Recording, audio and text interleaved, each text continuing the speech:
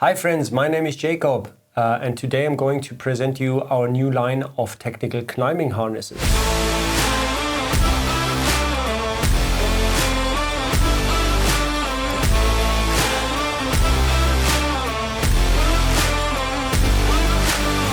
We are at the premises of 𝗙cie today.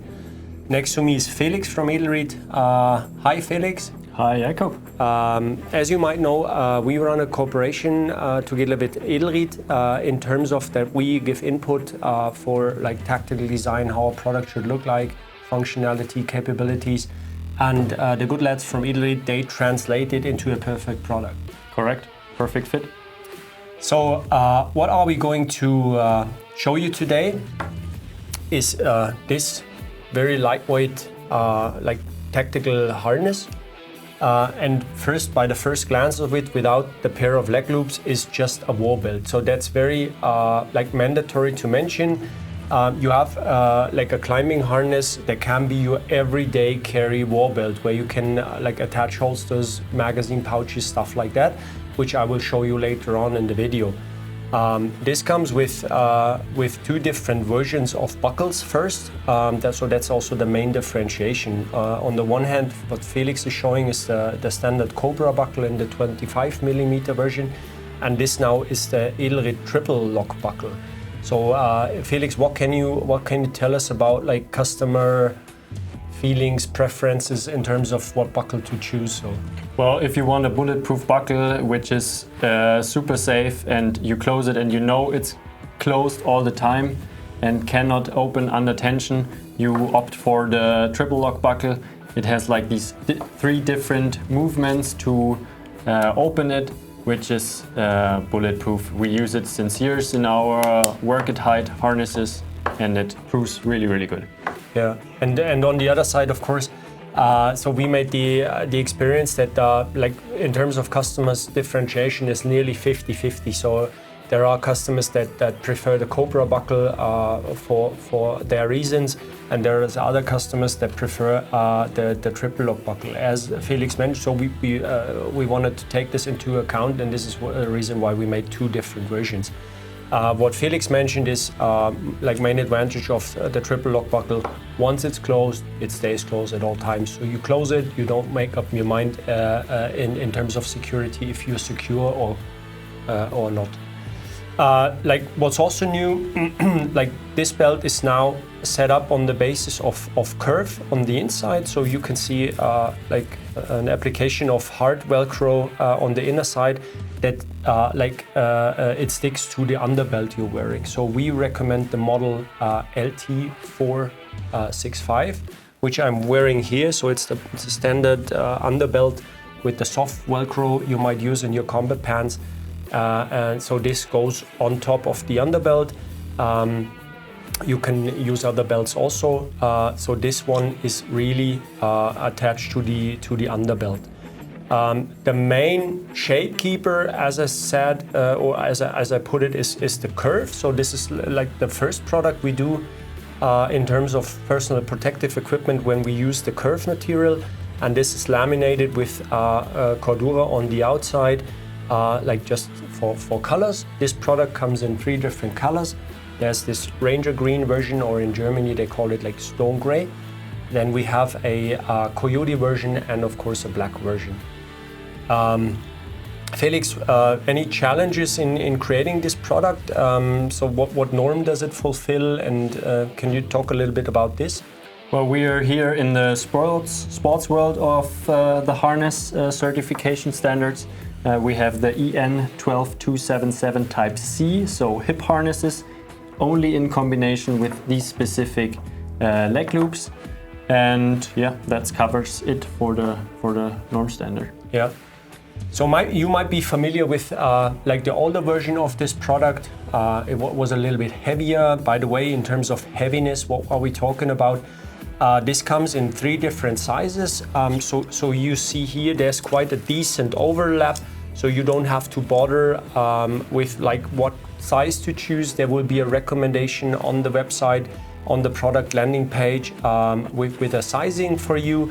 And for instance, in the smallest version, that still still fits guys like me. This thing is like 190 grams, just to give you an impression on the weight. And what we also did new is that the fixing point has become a different shape. So as you have seen now, this is not just a fake.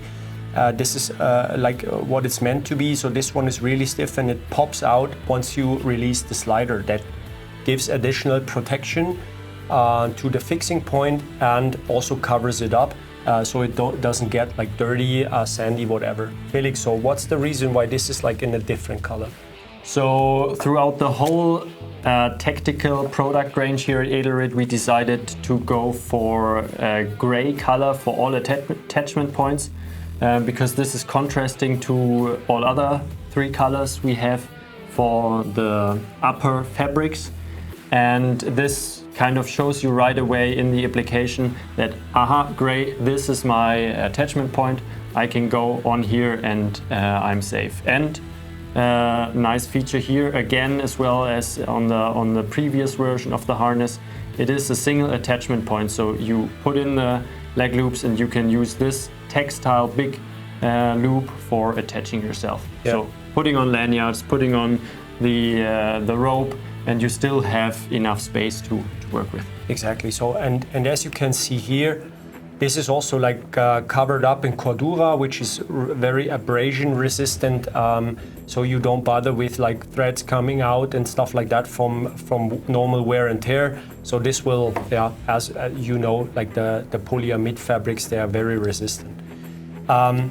So as it is right now, once we set up with like holsters and pistols, this is, as I said, is going to be your just your standard war belt, which you can use, as Felix mentioned, also for fixing a retention lanyard, for example, when you use it in a helicopter scenario, just to hook you to the bird. But still will be also the loop where the leg loops go through. So what's also like not new but nice to mention, like the additional webbing here, they can be easily stowed away by an elastic band, and of course there is no fold here, so that you can easily take on and off the buckle to slide the belt through the holster once you want to attach a holster here. Additionally, and this is why the black loop is here, once installed, you might have the situation where you want to have the fixing point or the attachment point, as Felix calling it, on the rear of your side, like literally, on the back side.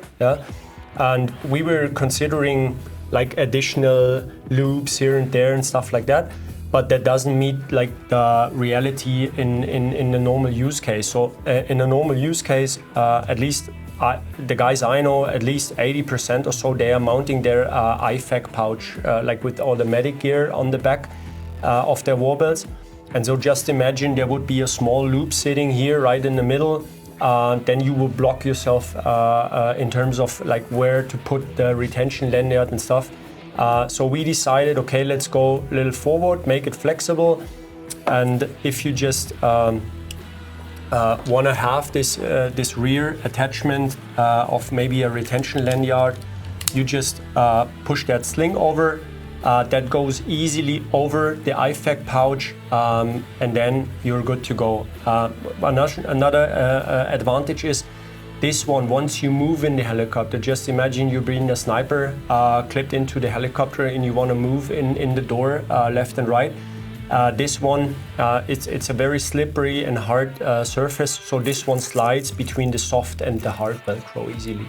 So you can literally, you gain a lot more movement in comparison to a fixed loop that is sitting here. For the standard nerds maybe out there, it's the application of the 358. And we fulfill with this setup the technical requirements of the 358. Yeah. So this is then it's the 358. It's the retention. Can you say? Yeah, correct. Retention restraining. Yeah. Okay. So now, since a couple of you guys might not be that familiar with how to assemble this or see this kind of product for the first time, I just stow away the additional webbing real quick.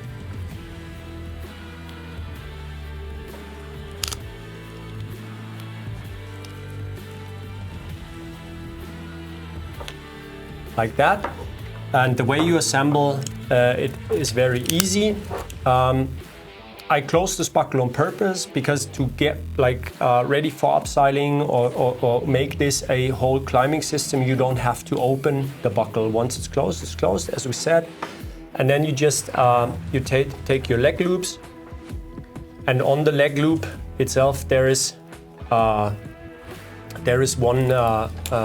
one piece of webbing that can be mounted on the belt in 3 different ways. So it's with Velcro. You can either go over the belt, fix it, and then you have a sliding device left and right. If you don't want that, you can use one of the molly slots, maybe the one on top. Yeah. And for, as I said, the example with the IFAC pouch, a lot of guys carrying the IFAC pouch that goes down well below. So you choose the molly slot on the very bottom of the belt, and you clip it here. And this is about the distance that meets most IFAC pouches. Why is that important to mention? I will show you later on, because you would have to close that little buckle on the rear without seeing it, and you don't want to fumble around underneath an IFAC pouch to get the buckle closed. Okay, so this is installed. Then you just go ahead, unclip this, and then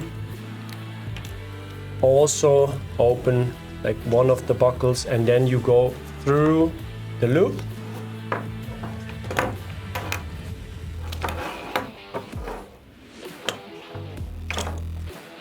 Which leg to choose is also printed on the leg loop. So this says left leg, fine. You close the buckle, and then you clip in the rear part, like the bump straps, as Felix, I guess, calling them, the bump straps. They're necessary if you're walking around. You don't lose the leg loops, or they don't move into your knee pads. So they are always held upright onto your butt. Yeah. So what we see here, you don't have to, like, in terms of like, this is the magic point or the magic spot in terms of like personal security. You don't want to bother with that. You don't want to clip and unclip things, as you've seen. So this stays closed at all times. Then you just attach the leg loops. And you just slide them through. So it's not necessary to have leg loops and to close or put them together by using a carabiner, which is again a kind of, it's a stiff thing. You know, carabiner is not flexible. It's a stiff thing that sits right in the center of your body. You just slide it through, and there's literally it's not possible to make a mistake, right? Correct. Yeah. Yeah. All right. So this is the setup, and now I'm going to show you how it looks like when pockets are attached and pouches are attached and the holster is attached, and I will also present it to you live on myself. All right, as said, we continue with like this setup of the war belt. As you see, holster mounted, then there is a drop bag with a happy mag included for the rifle and 2 pistol magazines. As I said before, with the hard Velcro, you might wear it in combination with an underbelt. In this version of our BDU, the underbelt is already included in the hand itself. Then you snap it in, and as you can see, it's an asymmetric design. So we will meet the cut of your hips like with the 2 angles we gave the belt on the back side. And the reason why there is an asymmetric shape on the belt is that the buckle itself that closes the belt stays on the right side, and so that the position of the fixing loop is always centered. So once you wear it like this, you can see it's just a normal war belt. And what turns it into a full climbing harness is just the leg loops, as explained. You keep it in your trouser pockets, or you stow it away in your equipment. Depends on you. I always do it like this, so just a little trick from practical use. I always clip the bump straps to the right side, and the right side is always open and the left side is always closed. Reason why? So I can do it at night without even seeing the product and know which side applies to what side on my leg. So I just buckle it up. Then you pull the slider, then the fixing point pops out. I just slide that through.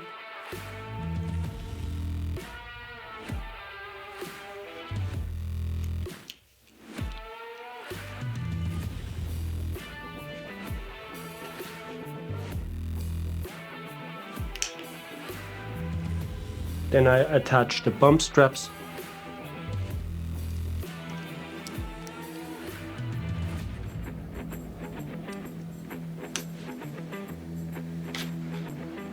This is it. So hope you enjoyed the video. We would be very lucky if you follow us on social media and stay tuned for the next products to come there. Have a great day. Bye bye. See you soon.